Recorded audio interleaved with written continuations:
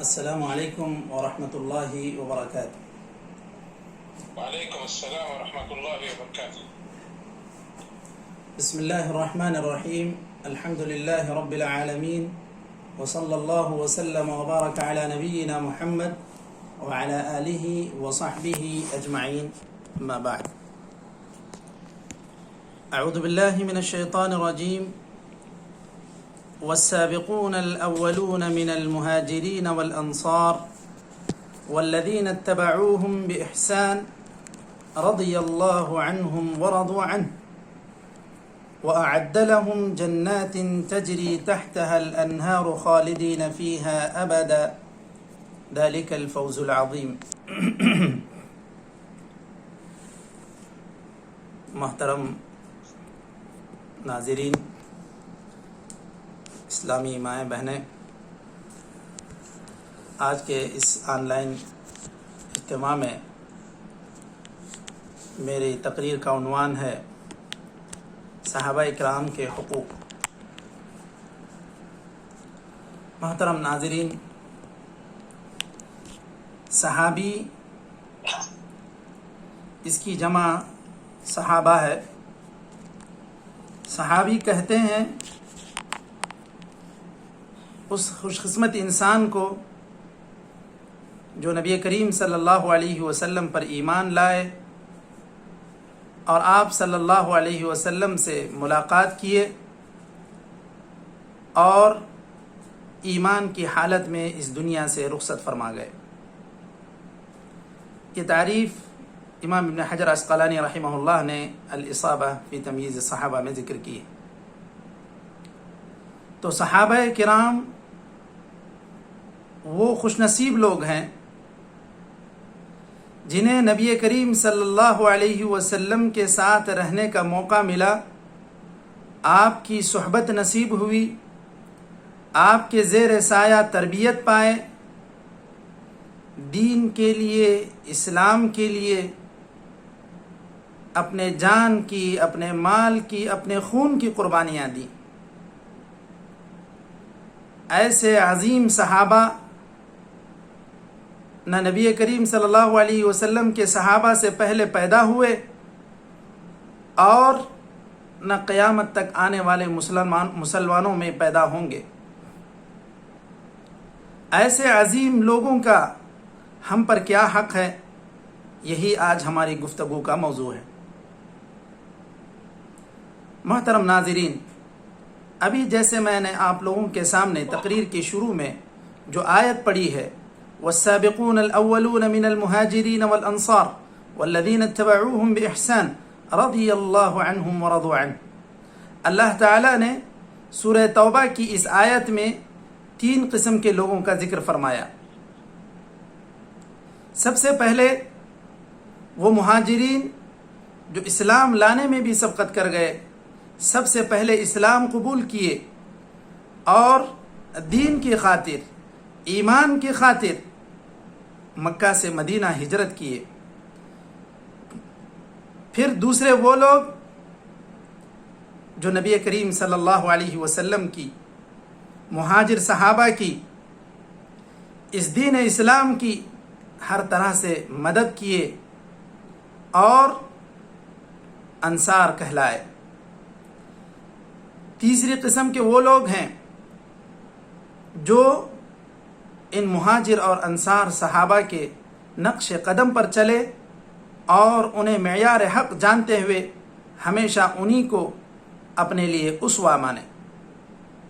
ان 3 لوگوں کا ذکر کرنے کے بعد اللہ تعالی نے ان لوگوں کے لیے 2 قسم کی خوشخبریاں دی ہیں۔ سب سے پہلی بات کہ اللہ تعالیٰ نے فرمایا رضی اللہ عنہم ورضوا عنہ، یہ لوگ اللہ تعالیٰ سے راضی ہو گئے اور اللہ تعالیٰ ان سے راضی ہو گیا اور ان کے سارے گناہوں کو اللہ تعالیٰ نے بخش دیا۔ اب دوسرا جو انعام ذکر ہوا ہے وہ یہ کہ یہ لوگ جنت میں داخل ہوں گے۔ اللہ تعالیٰ نے ان کے لیے ایسی جنت تیار کر رکھی ہے جس میں وہ ہمیشہ ہمیشہ رہیں گے۔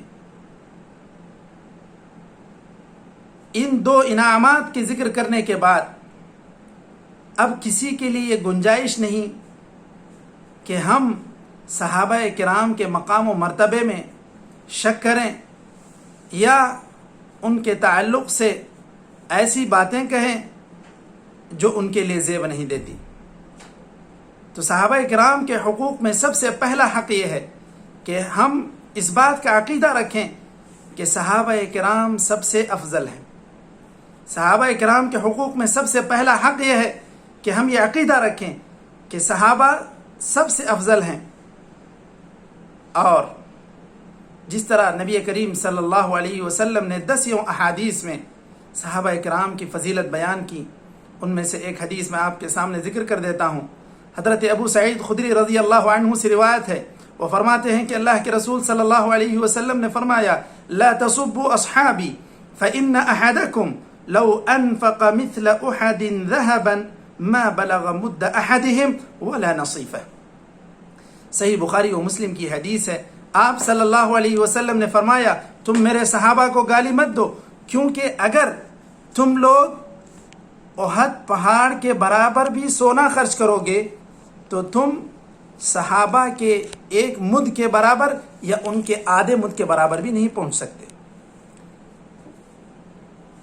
آئیے نبی کریم صلی اللہ علیہ وسلم نے احد پہاڑ کی جو تشبیہ دی ہے اس کی میں جو وضاحت کر دیتا ہوں۔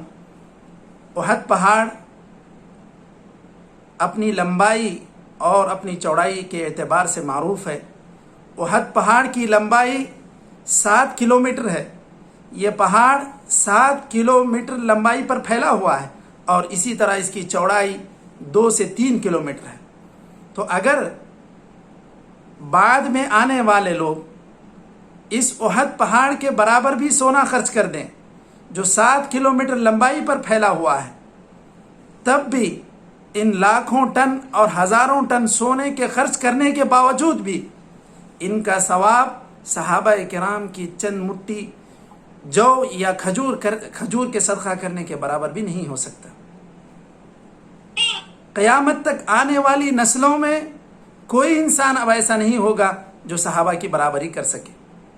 امام احمد رحمۃ اللہ علیہ فرماتے ہیں اگر ایک صدی کے لوگ جن میں علماء ہوں، زہاد ہوں، عبادت گزار ہوں، سارے لوگ مل کر بھی اللہ تعالیٰ کے دربار میں حاضر ہو جائیں گے اور ان کے مقابلے میں ایک صحابی کو لایا جائے، ایک صحابی کے عمل کا موازنہ کیا جائے، تب بھی ایک صدی کے یعنی پورے 100 سال کے لوگ ایک صحابی کے برابری بھی نہیں کر سکتے جنہیں نبی کریم صلی اللہ علیہ وسلم کے ساتھ رہنے کا چند گھنٹے یا چند ہفتے موقع مل گیا ہو۔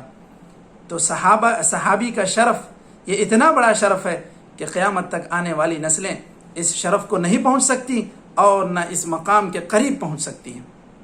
محترم حاضرین، میں صحابہ کے حقوق میں دوسرا حق ذکر کرتا ہوں، وہ ہے تمام صحابہ کرام سے محبت کرنا۔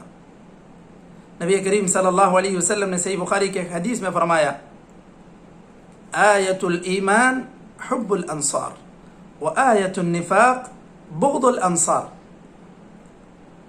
انصار سے محبت کرنا یہ آپ کے ایمان کی علامت ہے، اور انصار سے بغض رکھنا یہ نفاق کی علامت ہے۔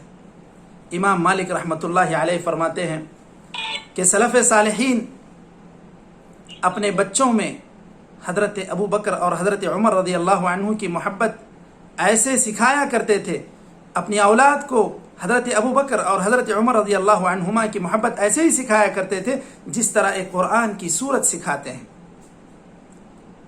ہم سلف صالحین کے اس عمل کو سامنے رکھ کر اپنی زندگیوں کا جائزہ لیں کہ ہم اپنے بچوں میں صحابہ کی محبت کیسے پیدا کریں گے۔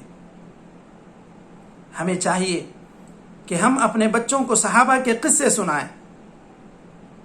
عموماً دیکھا یہ جاتا ہے کہ جب بھی کامیاب لوگوں کے تذکرے ہوتے ہیں تو بڑے بڑے حکام، بڑے بڑے بادشاہ، بڑے بڑے تاجر، بڑے بڑے کھلاڑی، بڑے بڑے اداکار انہی کے قصے دہرائے جاتے ہیں۔ ماں باپ اپنے بچوں کے سامنے ہمیشہ اگر اس طرح کے قصے سناتے رہیں گے تو بچوں کے اندر انہی لوگوں کی طرح بننے کی خواہش پیدا ہوگی۔ اس کے برعکس اگر آپ صحابہ کے قصے سناتے ہیں، صحابہ کی کہانیاں سناتے ہیں، تو پھر بچوں کے اندر یہ ذہن بنتا ہے کہ ہمیں صحابہ کی طرح بننا چاہیے، تبھی جا کر بچوں میں صحابہ کی محبت پیدا ہوگی۔ محترم حاضرین،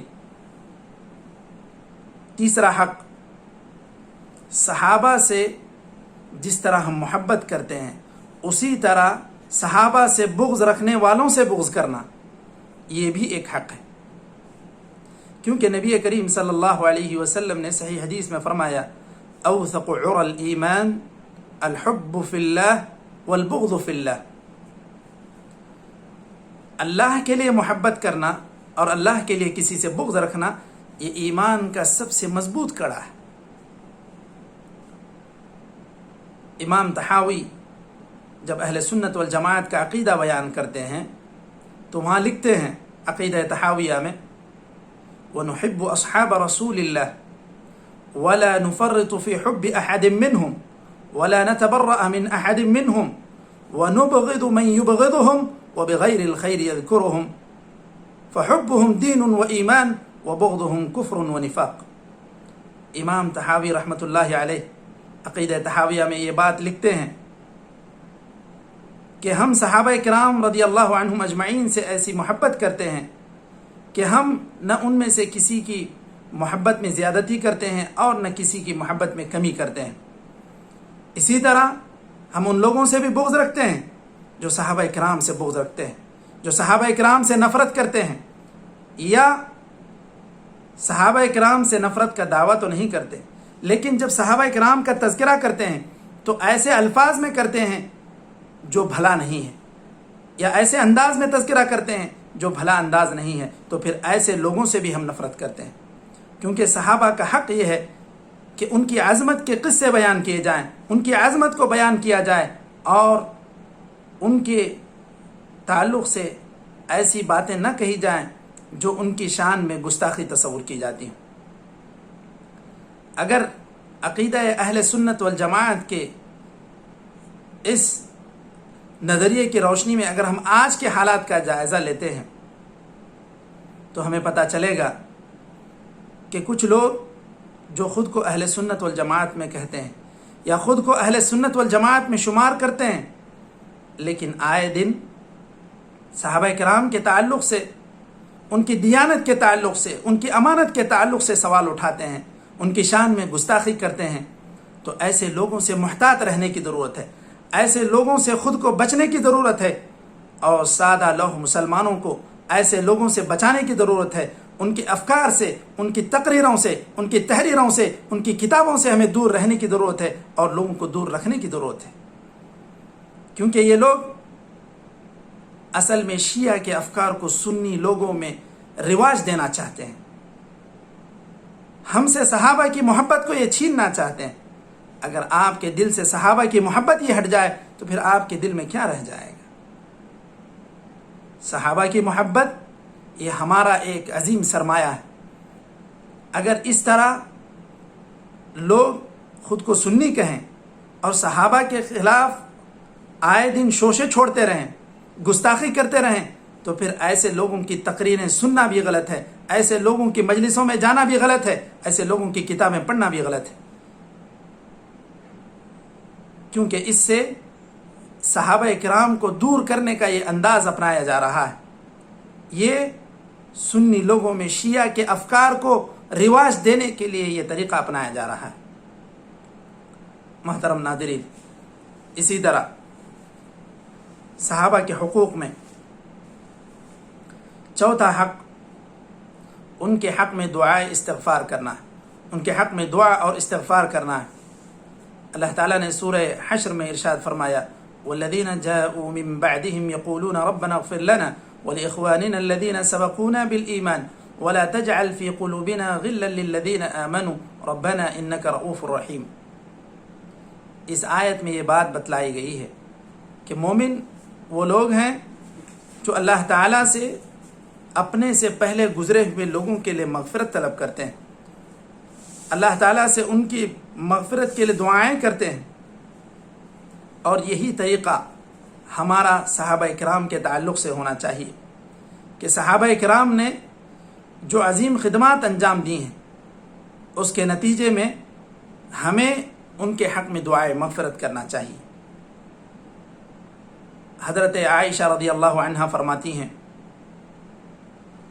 اللہ کے رسول صلی اللہ علیہ وسلم نے تو اپنے صحابہ کے تعلق سے دعائے مغفرت کرنے کا حکم دیا تھا، لیکن تم لوگ تو لعن طعن کرنا شروع کر دیے ہو۔ میں نے تمہارے نبی کریم صلی اللہ علیہ وسلم کو یہ فرماتے ہوئے سنا کہ یہ امت اس وقت تک ختم نہیں ہوگی جب تک کہ اس کے پچھلے لوگ اگلے لوگوں پر لعنت نہ کریں۔ امام بغوی نے شرح السنہ میں حدیث ذکر کی ہے۔ محترم حاضرین، اسی طرح صحابہ کے حقوق میں 5واں حق یہ ہے کہ صحابہ کی غلطیوں کو نظر انداز کیا جائے۔ اہل سنت والجماعت کا یہ عقیدہ ہے کہ صحابہ عظیم المرتبت انسان ہیں، ایسے عظیم مرتبے والے ہیں کہ ان کے مرتبے کو کوئی نہیں پہنچ سکتا، لیکن یہ بات بھی ثابت ہے کہ صحابہ معصوم نہیں ہیں، صحابہ سے غلطی ہونے کا امکان ہے۔ تو اگر صحابہ سے کچھ غلطی ہو گئی ہے تو وہاں ہمیں 2 چیزوں کو ضرور یاد رکھنا چاہیے۔ سب سے پہلی بات کہ صحابہ نے اگر غلطی کی تھی تو وہ اس سے توبہ بھی کی ہے، اور اللہ تعالیٰ نے ان کی توبہ کی قبولیت کا اعلان بھی کیا، اور فرمایا اللہ تعالیٰ نے لَقَدْ تَابَ اللَّهُ عَلَى النَّبِيِّ وَالْمُهَاجِرِينَ وَالْأَنصَارِ الَّذِينَ اتَّبَعُوهُ فِي سَاعَةِ الْعُسْرَةِ کہ اللہ تعالیٰ نے نبی کی، مہاجرین کی، انصار کی توبہ کو قبول کر دیا۔ تو اللہ تعالیٰ نے جب مہاجرین اور انصار کی توبہ کی قبولیت کا اعلان کر دیا تو پھر ان کے غلطیوں کا تذکرہ کرنا یہ بالکل نامناسب۔ اسی طرح دوسری چیز اللہ تعالیٰ کا ارشاد ہے ان الحسنات یذہبن السیئات، یقیناً نیکیاں برائیوں کو مٹا دیتی ہیں۔ تو صحابہ کرام سے اگر کچھ غلطیاں سرزد ہو گئی تھی، لیکن اس کے بالمقابل صحابہ کی کتنی عظیم نیکیاں ہیں جو انہوں نے نبی کریم صلی اللہ علیہ وسلم کے ساتھ رہ کر کمائی، تو ایسے عظیم صحابہ، ان کی اتنی عظیم نیکیاں، اس کے مقابلے میں ان کی چھوٹی موٹی غلطیوں کا ان کے چھوٹے موٹے غلطیوں کی کوئی حیثیت نہیں۔ اسی طرح صحابہ کے حقوق میں 6واں حق یہ ہے کہ ان کے باہمی اختلافات کو ہم نہ ذکر کریں بلکہ اس پر خاموشی اختیار کریں۔ یہ سچ ہے کہ صحابہ اکرام کے درمیان کچھ اختلافات ہوئے، کبھی جنگ کی بھی نوبت آئی، لیکن صحابہ کرام اپنے آپ میں یہ غلطی جان بوجھ کر نہیں کیے، اجتہاد ہی ان کی غلطی ہو گئی جس کی وجہ سے ایسے موقع پیش آئے کہ اختلاف ہو گیا۔ تو ایسے موقع پر جہاں صحابہ کرام سے غلطی ہوئی لیکن اجتہادی غلطی ہوئی، تو ایسے موقع پر صحابہ کو اگر وہ اپنے اجتہاد میں صحیح تھے تو انہیں 2 ثواب ملیں گے، اگر وہ اپنے اجتہاد میں غلط تھے تو انہیں 1 ثواب ملے گا۔ ہر 2 صورتوں میں صحابہ کرام اجر کے مستحق ہیں۔ اب ہم ان کے اختلافات کو ذکر کر کے اپنی آخرت برباد کر لیں، یہ بالکل نامناسب ہے۔ اور نبی کریم صلی اللہ علیہ وسلم نے ایک صحیح حدیث میں فرمایا، طبرانی کی حدیث ہے، سلسلہ صحیحہ میں یہ حدیث وارد ہے، نبی کریم صلی اللہ علیہ وسلم نے فرمایا اذا ذکر اصحابی فامسکوا، جب میرے صحابہ کا تذکرہ نکلے تو تم لوگ اپنی زبانوں کو قابو میں رکھو، کچھ کہنے سے پہلے سوچو اور ٹھہر جاؤ، کیونکہ آپ سوچے سمجھے بنا کوئی چیز کہہ دو گے تو یہ تمہاری آخرت کی بربادی کا سبب بنیں گے۔ اسی لیے صحابہ کرام کے تعلق سے زبان کھولنے سے پہلے آدمی کو سوچ لینا چاہیے کہ میں کس کے تعلق سے بات کرنے جا رہا ہوں۔ حضرت عمر بن عبدالعزیز رحمۃ اللہ علیہ فرمایا کرتے تھے تلک دماء طہرها اللہ تلک دماء طہر اللہ یدی منها فلا احب ان اخضب لسانی منها۔ حضرت عمر بن عبدالعزیز رحمہ اللہ فرمایا کرتے تھے کہ یہ ایسے خون ہیں جن سے اللہ تعالیٰ نے میرے ہاتھوں کو محفوظ رکھا ہے، تو میں ایسے میں اپنی زبان سے کچھ کہہ کر کیوں ان کے خونوں سے اپنی زبان کو رنگین کروں۔ یہ ہے سلف صالحین کا احتیاط کہ وہ صحابہ کرام کے تعلق سے زبان کھولنے سے ڈرتے تھے، اور یہی بات امام بربہاری نے شرح السنہ میں ذکر کی ہے۔ آپ نے کہا صحابہ کرام کے اختلافات کو ذکر نہ کیا کرو اور نہ ہی ان کے اختلافات کو سننے کی کوشش کرو، کیونکہ اگر تم ان کے اختلافات کو سنو گے، ان کے اختلافات کو ذکر کرو گے، تو تمہارا دل صحیح سالم نہیں رہے گا۔ آئے دن آپ صحابہ کی غلطیاں ڈھونڈنے لگیں گے، صحابہ کے اختلافات کو ڈھونڈنے لگیں گے، صحابہ کے اختلافات کو ذکر کرنے لگیں گے، تو یقیناً یہ ساری چیزیں آپ کے دل پر اثر انداز ہوں گی، اور نتیجہ یہ نکلے گا کہ آپ کا دل صحابہ کے تعلق سے صحیح سالم نہیں رہے گا۔ اسی لیے آدمی کو چاہیے کہ ایسی باتوں سے ہی دور رہے جس سے اس کے دین و ایمان پر اور اس کے آخرت پر نقصان مرتب ہوتا ہو۔ محترم حاضرین، اسی طرح صحابہ کرام کا ہم پر 7واں حق یہ ہے کہ ہم ان کی اقتداء کریں۔ اللہ تعالیٰ کا ارشاد ہے فَإِنْ آمَنُوا بِمِثْلِ مَا آمَنْتُمْ بِهِ فَقَدْ اهْتَدَوْا، اگر یہ لوگ تمہارے ایمان کی طرح ایمان لے آتے تو پھر یہ لوگ ہدایت یافتہ ہو جاتے، انہیں ہدایت مل جاتی۔ لیکن اگر یہ لوگ تمہارے طریقے سے منہ موڑ لیتے ہیں تو پھر یہ لوگ ہمیشہ سخت اختلافات میں رہیں گے۔ تو اللہ تعالیٰ نے یہاں صحابہ کرام کے ایمان کی اقتداء کا حکم دیا، ان کی پیروی کرنے کا حکم دیا۔ اللہ تعالیٰ نے اس آیت میں یہ بات بتلائی کہ اگر تم اتحاد چاہتے ہو تو تمہیں صحابہ کرام کے طریقے کو اپنانا چاہیے، اگر تم آخرت کی نجات چاہتے ہو تو تمہیں صحابہ کرام کی اقتداء کرنا چاہیے۔ لیکن اگر تم صحابہ کرام کے طریقے پر نہیں چلو گے تو تم ہمیشہ اختلافات ہی میں رہو گے۔ اسی طرح جو مشہور حدیث ہے اس میں نبی کریم صلی اللہ علیہ وسلم نے یہ بات ذکر کی کہ میری امت 73 فرقوں میں بٹ جائے گی اور یہ سارے کے سارے فرقے جہنم میں جائیں گے۔ صحابہ نے سوال کیا اے اللہ کے رسول، اس میں جنت میں کون جائیں گے؟ تو آپ صلی اللہ علیہ وسلم نے فرمایا من کان علی مثل ما انا علیہ اليوم واصحابی۔ سنن ابو داؤد کی حدیث ہے، آپ صلی اللہ علیہ وسلم نے فرمایا کہ ان 73 فرقوں میں سارے کے سارے لوگ جہنم میں جائیں گے سوائے ایک فرقے کے، وہ فرقہ جو میرے اور میرے صحابہ کے طریقے پر ہوگا یہی فرقہ جنت میں جائے گا۔ تو صحابہ کا جو ہم پر ایک عظیم حق ہے وہ یہ ہے کہ ہم ان کی اقتداء کریں، ہم ان کے نقش قدم پر چلیں، ان کی اتباع کریں، ہم ان کی طرح بننے کی کوشش کریں، تبھی جا کر کامیابی ہمارے قدم چومے گی۔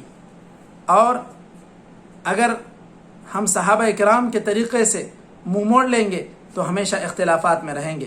ہم اللہ تعالیٰ سے دعا کرتے ہیں کہ اللہ تعالیٰ ہمیں کہی ہوئی باتوں پر عمل کرنے کی توفیق عطا فرمائے اور صحابہ کرام کے نقش قدم پر چلنے کی توفیق عطا فرمائے۔ آخر دعوانا ان الحمدللہ رب العالمین۔ آخر میں دعوتی امور کے سیکریٹری مولانا عمر محی الدین کا شکریہ ادا کرتا ہوں کہ انہوں نے آج کی اس مجلس میں کچھ کلمات کہنے کا مجھے موقع دیا، اور اسی طرح سارے سامعین کا بھی میں شکریہ ادا کرتا ہوں کہ انہوں نے میری کچھ چیدہ باتوں کو بغور سماعت فرمایا۔ اللہ تعالیٰ سے دعا ہے کہ اللہ تعالیٰ ہمیں کئی باتوں پر عمل کرنے کی توفیق عطا فرمائے. وآخر دعوانا ان الحمد للہ رب العالمین وصلی اللہ وسلم علی نبینا محمد وعلی آلہ وصحبہ اجمعین.